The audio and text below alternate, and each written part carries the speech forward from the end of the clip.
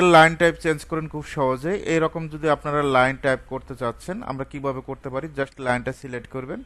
এখান থেকে প্রপার্টিস টুলবারের আন্ডারে যে বাই লেয়ার লেখা আছে একেবারে নিচেরটা ক্লিক করবে। এখান থেকে বিভিন্ন ধরনের টাইপ আছে, আপনি কাজের জন্য যে টাইপটা প্রয়োজন হবে আপনি সেই টাইপটাই দিতে পারেন। আমরা চাইলে এটা ম্যাচ করতে পারি এম এ লেখে ইন্টার, কি লেখে ইন্টার, এম এ লেখে ইন্টার, এই লাইনটার মতো এটাও হবে। জাস্ট ক্লিক করবেন, এখানে একটা ক্লিক করবেন, অটোমেটিকভাবে হয়ে যাবে। আপনি চাচ্ছেন যে আমি এখান থেকে করবো ইন্টারফেস থেকে, তাও করতে পারবেন। আপনি দেখে দেখে কাজ করতে পারবেন, আপনার কাজের জন্য যেটা প্রয়োজন হয় সেটা দিতে পারবেন।